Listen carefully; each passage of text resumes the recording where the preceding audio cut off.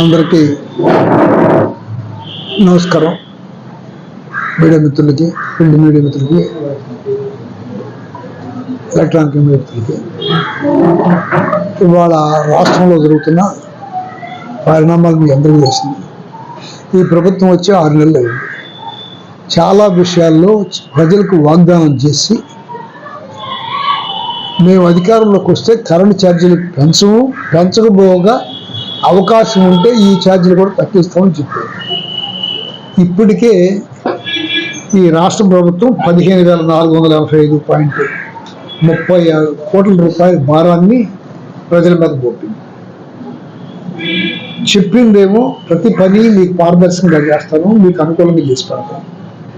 ఈ జగన్ గారి ప్రభుత్వం దోపిడీ చేస్తుంది, బాధుడే అన్నారు. ఆ బాధుడు తీసుకొచ్చి కాస్త ఇవాళ కరెంట్ ఛార్జీలు భారం ఒకటి 15,485 కోట్ల రూపాయలని ప్రజల మీద భారం. చెప్పిన మాటలేమో ఇందులో నా దగ్గర చాలా వివరాలు ఉన్నాయి.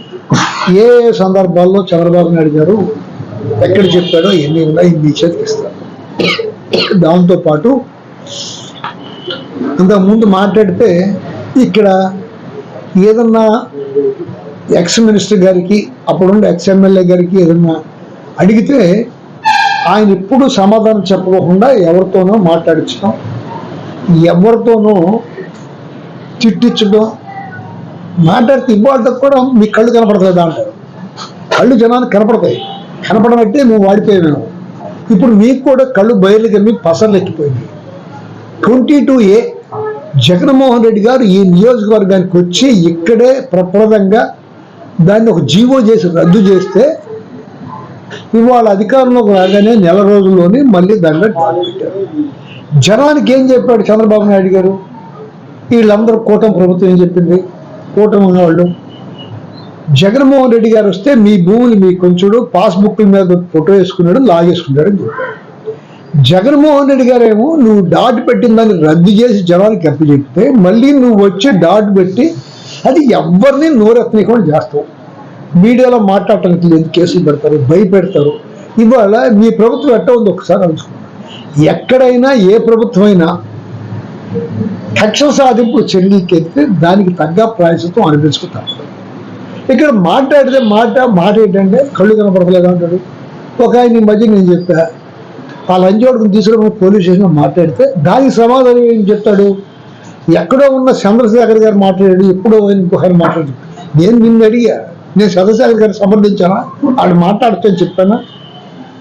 అంటే మేము కూడా తిట్టి కేసు పెట్టుకొని చేస్తారు. మీరు మా నోరెత్తి మాట్లాడుతుంటే జరిగిన విషయాలు చెప్తున్నారు ఒప్పుకోరు. మీరు ఓ బ్రహ్మాండంగా చేశారు, దస్తావేజు మేము చేసిన పనులకే చెప్తారు. ఇవాళ కనపడేది ఏంటంటే ఎమ్మెల్యే చదువుతో జంగిల్ లీడర్స్, ఎమ్మెల్యే చదువుతో గుంట పూడ్చారు. ఈ తప్ప నువ్వు చేసిన పెద్ద పనులు ఏమున్నాయి ఒకసారి చెప్పండి. ఎదురుమండి బ్రిడ్జికి టెండర్ పిలిచారు పోయిన గవర్నమెంట్లోనే. ఆ టెండర్కి ఎలక్షన్ దగ్గరలో ఉండడం వల్ల ఇంకా రాలా. ఎలక్షన్ అయిన తర్వాత మీ ప్రభుత్వం వచ్చిన టెండర్ పిలిచారు, దాన్ని ఎందుకు పని పూర్తి చేస్తారు? అంటే పాత గవర్నమెంట్లోనే శాంక్షన్ అయింది అంటారన్నా, దాన్ని ఎట్టాగొట్టా చెడగొట్టి చివరి చేద్దామనే ఛాన్స్ ఉంటుంది. కంపోస్ట్ యార్డ్ అట్టాగే శాంక్షన్ వచ్చింది, ఆ కంపోస్ట్ యార్డ్ చూస్తే అక్కడే ఉంది. ఇవన్నీ మేజర్ సమస్యలు పెట్టుకుని మీ ఇష్టం అవుట్ ఫాల్ స్వీజ్ మాట్లాడితే అవుట్ ఫాల్ స్వీజ్ పాత ప్రభుత్వం నాశనం చేస్తుంటాడు. 160 కోట్ల రూపాయలు డెల్టా ఆధునీకరణలో ఇచ్చి అవుట్ ఫాల్ స్వీజ్ పెడితే అవుట్ ఫాల్ స్వీజ్ కట్టుకోకుండా 100 సార్లు చెప్పాను నేను. అవుట్ ఫాల్ స్వీజ్ కట్టుకోకుండా వంతెనలు కట్టి పక్కన రివెట్మెంట్ వాల్ కట్టావు. రివెట్మెంట్ వాల్ కొంత ఉపయోగింది. ఆ వంతెన దగ్గర వంతెనలు కట్టి అవుట్ ఫాల్ స్వీజ్ కట్టకూడదు. ఇవాళ ఆ నుండి కూడా మానేజ్ చేస్తావు. ఇవాళ గవర్నమెంట్లో శాంక్షన్ కోసం డబ్బు శాంక్షన్ కోసం అది నెయ్యి. ఇంకోటి కూడా ఉంది, ఇక్కడ మన పులిగడ్డ అవతల పైన ఒక బ్యారేజ్ ప్రపోజల్ పెట్టాం. ఆ బ్యారేజ్ ప్రపోజల్ డీవీఆర్ ఇవన్నీ అయినాయి, దానికి ఒక ఎస్టిమేట్ అయింది, ఒక 2,000 చిల్లర కోట్లకి అయింది. ఇవాళ చేయించదు మేజర్ పని. ఎప్పుడు దిల్సంకి పులిచెంతల నుంచి నీళ్ళు రాకపోయినా, నాగార్జున సాగర్ నుంచి నీళ్ళు రాకపోయినా, ఇంకోసారి నుంచి నీళ్ళు రాకపోయినా ఆ బ్రిడ్జ్ వస్తే ఇక్కడ 5.25 టీఎంసీ నిలబడతాయి. వ్యవసాయం సరిపోతే దాని గురించి మాట్లాడి ఎప్పుడో మా నాన్నలాగులుగా పులిగడ్డ చేయించామంట. మా 5 ఏళ్ల అయ్యంలో మాత్రం అది శిథిలావస్థలో జరిగిందంట. ఎంత చేరుతుంది 5 ఏళ్లలో? మా హయాంలో నేను 60 లక్షల రూపాయలు రిపేర్ శాంక్షన్ చేస్తే దాంట్లో రిపేర్ కాలం వస్తే టైం అయిపోతుంది. ఏం చేసామంటే నీళ్ళు వెళ్ళిపోవడానికి ఇబ్బంది లేకోకుండా అక్కడ చిన్న పనులు 4 లక్షల రూపాయలతో చిన్న చిన్న పనులు చేసి నీళ్లు వదిలేసావు. అక్కడ నువ్వు వెళ్ళి ధర్నా కూర్చున్నావు. ఏం కూర్చున్నా ఆ డబ్బులు తినేసారి బిల్లు చేయించుకున్నారు. నీకు ఆ మాత్రం లేదా బిల్లు చేశారో చేయలేదో ఎంబుట్ అయిందో లేదో ఏ ఆఫీసులో ఎంక్వైరీ అడిగినా ఇస్తారే. నువ్వు మా మీద నిందేయడానికి తప్ప ఇంకోటి ఉందా? నా మీద ఉన్నవాడు మాట్లాడితే వీరికి ఒక లుంటాక ఉన్నాడు, వీరికి ఒక సాడో ఎమ్మెల్యే ఉన్నాడు, కోట్లాది రూపాయలు తినేస్తున్నారు ఇవాళ. నీ ఎమ్మటి ఉండంటే నీ బంధువులు నీ ఇంట్లో ఉన్న మనుషులు ఇవాళ చేసే పనులు ఏంటి? ఒకళ్ళ బియ్యం, ఇసుక, మట్టి ఇవన్నీనే కదా, బుస్క ఇవన్నీ చేస్తున్నారు. నిరంతరం తోస్తున్నారు. నువ్వే నీతులు చెబుతావు, పచ్చి నీతులు, పచ్చి అబద్ధాలు. నీ వయసు తగ్గ మాటలు మాట్లాడు. అసలు తోలటానికి లేదంట, మాట్లాడటానికి లేదంట. చల్లపల్లి దగ్గర ఎడ్డబండోళ్ళు నోరు కొడుతున్నారు. మీరు ఎడ్డబండోళ్ళు వాళ్ళు రోజుకి 2 ట్రిప్పులు వేసుకుంటే ఒక 700-800 సంపాదించుకుంటారు. అది సిఆర్జెడ్ ఎడ్డబండి వాళ్ళకి. నిరంతరం నీ మనుషులు ట్రాక్టర్లు పెట్టి, లారీలు పెట్టి బుస్క ఇసుక తోలుతున్నారు. ఇది నీకు తెలియదా? ఒక కాంట్రాక్టర్తో నువ్వు ఇసుక టెండర్ అయ్యి మాకు మంచి నువ్వే ఫోన్లో స్వయాన మాట్లాడయ్యా. అదేమంటే ఛాలెంజ్ అంటే ఇప్పుడు ఛాలెంజ్ అంటే రికార్డ్స్ ఉన్నాయి. వాళ్ళు బయటకు వస్తారు రారు. కానీ నువ్వు చేసే ఇవాళ అవినీతి దేశమంతానే బుద్ధ భగవానుడివి, మంచోడివి అని చెప్పుకుంటాం తప్ప ఇంకోటి లేదు. నేను నిన్ను అడుగుతుంది ఏంటంటే ఈ నియోజకవర్గంలో నువ్వు వనరులు కాపాడుతున్న మనిషివి. నిరంతరం ట్రాక్టర్లో బళ్ళు వదిలేసిన అవసరం కూడా. ఆ లారీలు తిరుగుతున్నాయి. మీ కనుసన్నల్లో బియ్యం వెళ్ళిపోతుంది, మీ కనుసన్నల్లో ఇసుక వెళ్ళిపోతుంది, నీ కనుసరణలో మట్టి వెళ్ళిపోతుంది, నీ కనుసరణలో. కానీ ఒక పెద్ద నిజాయితీ పరులాగా రాష్ట్రం అంతా, దేశం అంతా, ప్రపంచం అంతా ఒక బిల్డప్ చేసుకోవడానికి తప్ప దేని చేస్తావు. నువ్వేం చేసావు? నువ్వు చెప్తున్నావు మేము ఈ 2 నేను అడుగుతున్నా. గవర్నమెంట్ హాస్పిటల్లో డయాలసిస్ సెంటర్ పెట్టాము. అది బాగా నువ్వైనా ఒప్పుకోవాలి, నేను ఒప్పుకోవాలి. అట్లాగే ఎదురుమండి బ్రిడ్జ్ చాలా ఇబ్బంది ఉండదు, గొడవ అయ్యింది. దాన్ని చేయించు. టెండర్ కూడా వచ్చింది, నబార్డు శాంక్షన్ వచ్చిందిగా 109 కోట్లకి. ఒకళ్ళు డబ్బులు ఇంకా పెరిగితే టెండర్లు దాన్ని ఎక్కువ చేయించే తొందరగా. కంపోస్ట్ యార్డ్ రోడ్డు పక్కన రోతగా ఉంది. నేను 2 సార్లు ప్రయత్నం చేసా. మన అశ్రాపాలెం దగ్గర ల్యాండ్ తీసుకొని చేస్తుంటే అక్కడ పిటిషన్ పెట్టించావు. ఓకే అయిపోయింది. 50 వాళ్ళ పిటిషన్ యాకనూరు దగ్గర తీసుకుంటే మళ్ళీ వాళ్ళతో పిటిషన్ పెట్టించావు. ఆ ఊర్లో చాలా దూరం నుంచి సాటే దాన్ని అటు చేసావు. ఇవాళ లంకలో పెడదామా ప్రయత్నం. లంకలోకి వెళ్తే వర్షం పడితే వరద వస్తే ఏం చేస్తారు? కంపోస్ట్ యార్డు మళ్ళీ ఇబ్బంది పడతారు కదా. అందుకే మేము మానేసాం కదా.